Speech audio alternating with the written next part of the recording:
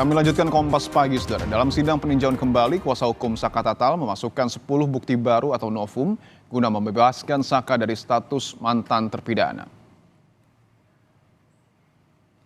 Dalam penjelasannya, kuasa hukum Saka Tatal mengatakan 10 bukti baru tersebut berupa foto atau visual serta sejumlah pengakuan. Mulai dari foto kondisi korban saat di rumah sakit, kondisi motor korban saat ditemukan, hingga pengakuan dan pencabutan kesaksian, serta dihapusnya 2 DPO oleh pihak kepolisian. Dengan bukti-bukti baru ini, kuasa hukum meyakini pengajuan PK ini akan dikabulkan. Sejumlah kuasa hukum dari Saka Tatal. Kalau saya sih, karena saya juga meyakini di 2016-8 terpidana ini termasuk Saka Tatal bukanlah pelaku perbuatan pembunuhan dan pemerkosaan seperti yang tertuang dalam putusan. Mau disebut ini sudah inkrah betul, makanya kita melakukan upaya PK. Saya yakin betul PK ini akan dikabulkan. Kemudian ada juga pencabutan keterangan yang dulu di BAP sesuai BAP sekarang dicabut, termasuk pengakuan Dede kemarin.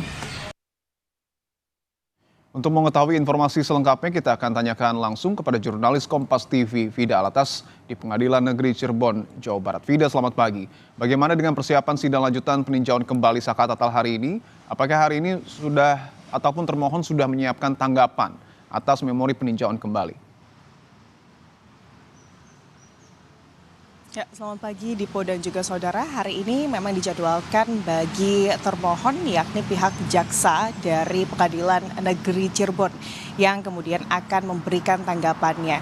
Rencananya sidang ini dijadwalkan untuk digelar sekitar pukul 10 nanti Dipo dan juga saudara. Dan hari ini tanggapan dari jaksa yang kemudian tugas dalam PK dari mantan terpidana kasus pembunuhan Vina dan Eki Saka Tatal ini akan diberikan dalam persidangan tentunya di depan majelis hakim. Dan kalau kita menilik ke belakang Dipo dan juga saudara, sidang lanjutan PK yang hari ini dengan agenda kontra memori dari PK Saka Tatal ini digelar karena kemarin pada 24 Juli 2024 pihak termohon yakni jaksa ini tidak langsung memberikan tanggapannya terkait kemudian memori PK yang dibacakan oleh tim kuasa hukum dari Saka Tatal. Dan kalau kita melihat Dipo dan juga saudara kemarin dalam pembacaan memori PK dari mantan terpidana kasus pembunuhan Vina dan Eki Saka Tatal, paling tidak ada 10 novum atau bukti baru yang sebelumnya belum pernah diungkap atau dipublikasikan dari kasus pembunuhan Vina dan juga Eki yang dikantongi oleh tim kuasa hukum dari Saka Tatal yang kemarin pada tanggal 24 Juli 2024 ini diberikan begitu ya ke majelis hakim atau ditujukan ke majelis hakim. Di antara bukti-bukti tersebut ini adalah terkait foto atau visual dari kondisi kedua korban baik Vina dan juga Eki pada saat pasca kemudian kejadian yang kemudian foto-foto tersebut ini merupakan foto-foto di rumah sakit.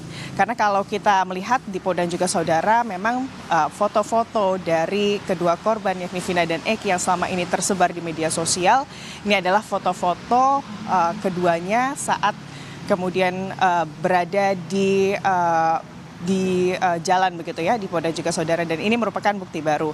Lalu selanjutnya dari foto-foto tersebut menurut kuasa hukum ini menunjukkan terkait tidak adanya bukti-bukti yang kuat bahwa kedua korban ini mengalami penusukan seperti yang kemudian ada dalam vonis dari Majelis Hakim Pengadilan Cirebon pada 8 tahun lalu, tepatnya di tahun 2016.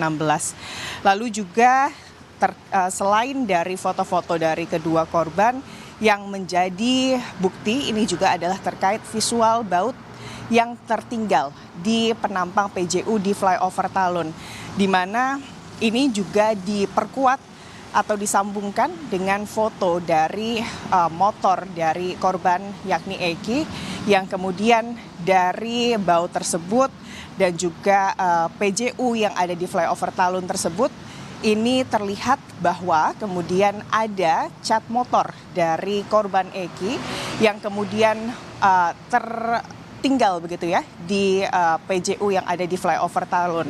Lalu juga selanjutnya Dipo dan juga saudara, sisa dari novum-novum ini adalah terkait kemudian pengakuan-pengakuan dari Liga Akbar dan juga keterangan-keterangan saksi-saksi baru yang kemudian diajukan oleh kuasa hukum dari Saka Tatal sebagai bukti baru dalam peninjauan kembali terkait mantan terpidana kasus pembunuhan Vina dan juga Eki Saka Tatal.